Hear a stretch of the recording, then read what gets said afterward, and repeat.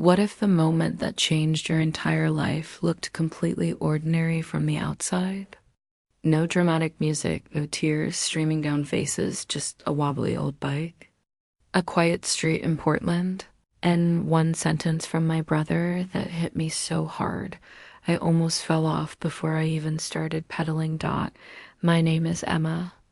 I'm 20 years old, and until that golden Saturday afternoon, I had never learned how to ride a bike. Not once. I'd spent my whole childhood finding excuses, too busy, too scared, too whatever.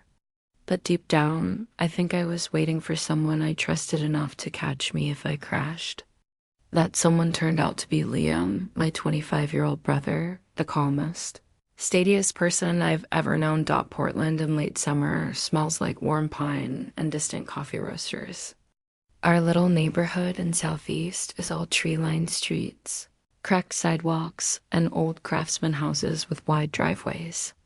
That's where it started, right in front of our faded blue rental, with a second-hand bike I'd bought on a whim the week before. Liam was leaning against the fence, arms folded, wearing that half smirk he saves for when he knows I'm nervous. "Ready, Em?" he asked, voice low and easy, like we were about to walk to the corner store instead of attempting something I'd avoided for 2 decades. Gripped the handlebars so hard my knuckles went white. The bike was this ugly mint green color, paint chipped, chain squeaking like it was complaining about being woken up. My stomach flipped. What if I fall and break my face? I muttered. He laughed softly. Then I'll drive you to the ER and tell everyone my little sister got taken out by a 10-speed. Come on. You're stronger than you think? Those words sounded simple, almost cliche, but the way he said them, like he genuinely believed them, made something shift inside me. He walked over, adjusted the seat a fraction higher, then placed one steady hand on the back of the bike and the other lightly on my shoulder. Relax your arms. When I say go, just pedal. Don't overthink it. Balance comes from moving forward, not standing still. I nodded, heart hammering against my ribs. He gave me a gentle push. Go. The bike lurched. My legs pumped awkwardly. For one terrifying second, I wobbled hard, convinced I was going down. But then I felt Liam's hands, firm, calm, never forcing, just guiding. Look up, he called. Eyes on where you want to go, not on the ground. I lifted my gaze. The street stretched ahead, sunlight pouring through the maple leaves in golden patches. And suddenly, miraculously, the bike steadied. I was moving. I was actually moving. Then his hands were gone, panic spiked. I glanced back. He was already 10 feet behind, hands in his pockets, watching with that quiet smile. I didn't fall. I kept going, faster, the wind rushing past my ears, laughter bubbling up out of nowhere. I shouted something incoherent and joyful. When I finally circled back, breathless and grinning like an idiot, he clapped slowly. Told you. I coasted to a stop beside him. I can't believe I just did that. You didn't just do that, he said, leaning against my handlebars. You trusted yourself for 3 whole seconds. That's how it starts. We spent the rest of the afternoon riding up and down the block me wobbling, him jogging alongside when I needed it, cheering every tiny improvement like I'd won the Tour de France. By the time the sun started sinking behind the rooftops, painting everything amber and rose, I was exhausted, sweaty, and happier than I'd been in years. As we wheeled the bikes into the garage, Liam glanced over. You know you're capable of way more than this, right? Not just bikes, everything. I wanted to answer, but the words stuck. Because in that ordinary driveway, under that ordinary sunset, something huge had quietly begun. That night, the house felt different. Same creaky floors, same faint smell of coffee lingering in the kitchen, but everything carried a new charge. I was at the sink washing the dinner dishes when Liam wandered in, peeling an orange with his pocket knife the way he's done since we were kids. He perched on the counter, quiet for a minute, just watching the twilight fade outside the window. "You were incredible today," he said finally. "Seriously." Heat rushed to my cheeks. "It was just a bike." He shook his head. "No, it was you deciding fear doesn't get the final say. That's never just anything." I dried my hands on the dish towel, not sure where to look. Liam has always been the capable one, finished college early. Steady job at the bike co-op downtown, never seemed to doubt himself. Me? I was the one who dropped classes when they got hard, who avoided anything that might prove I wasn't enough dot. He tossed me an orange slice. Life's a lot like that first ride. You think you're going to crash every second, so you grip tighter, stare at the ground, wait for the fall. But the second you look up and trust the motion, things smooth out. I laughed nervously. "You make it sound easy." "It's not easy," he admitted, "but it's simpler than we make it. You fall, you get up, you try again. And sometimes you realize you can go farther than you thought before the next scrape." He met my eyes then, steady and kind. "I've always known you could do hard things, Am, even when you didn't." My throat tightened. I wanted to tell him how much that meant, how rare it felt to be seen that clearly. But all I managed was a whispered, "Thank you." He shrugged like it was nothing, but his smile said he understood everything I couldn't say. We sat in that quiet kitchen long after the orange was gone, streetlights flickering on outside. For the first time in a long time, I didn't feel like the hesitant little sister. I felt possible. Later, lying in bed, staring at the glow-in-the-dark stars, still stuck to my ceiling from middle school, his words looped in my head. "You're capable of way more than this." Not just bikes, everything dot, and for the first time, I started to believe him. The next morning, I woke up before my alarm, something that literally never happens. Sunlight was spilling through the curtains in soft stripes, and I could hear Liam downstairs humming off-key while the coffee brewed. I smiled into my pillow. Ordinary sounds, extraordinary feeling. When I shuffled into the kitchen, he slid a mug across the counter without asking how I take it. He already knew. "Morning, champion. Ready for round 2? I wrapped both hands around the warm ceramic. "I think I'm ready for more than just the bike now."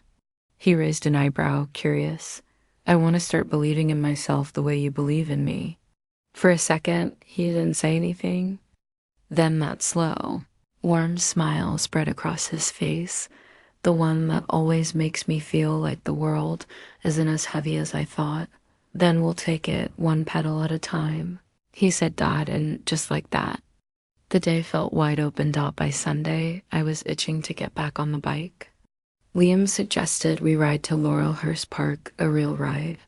Not just up and down the block. Portland's parks in summer are magic. Huge old trees. Ducks on ponds, kids chasing frisbees, the air smelling like cut grass and waffle cones from the food carts nearby.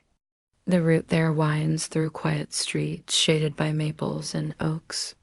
Past houses with porch swings and blooming hydrangeas. I was nervous again, traffic. Other people watching, the chance of looking ridiculous, but the fear felt smaller now. Like something I could carry instead of something that carried me. Liam rode beside me the whole way, pointing out turns, reminding me to signal even when no cars were around. When we hit the gravel path that circles the pond, my stomach clenched.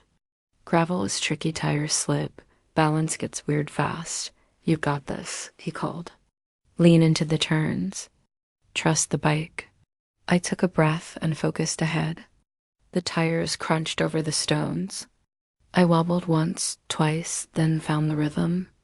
Wind whipped my hair. Sunlight flickered through the leaves overhead. And suddenly I was flying, really flying around that bend without falling. We coasted to a stop near the water. Ducks quacked lazily. A couple of kids sailed toy boats from the edge. Liam leaned his bike against a railing and turned to me, eyes bright. "That was beautiful," he said quietly. "You didn't just stay upright." You owned it. Emotion surged up so fast I had to look away, pretending to watch the ducks. I kept hearing your voice in my head. Trust yourself. He nodded toward the pond.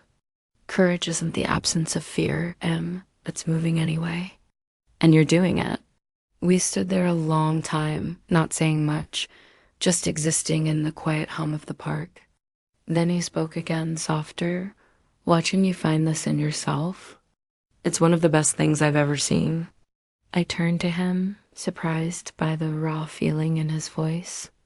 No teasing now, just honesty. I've always been proud of you, he went on.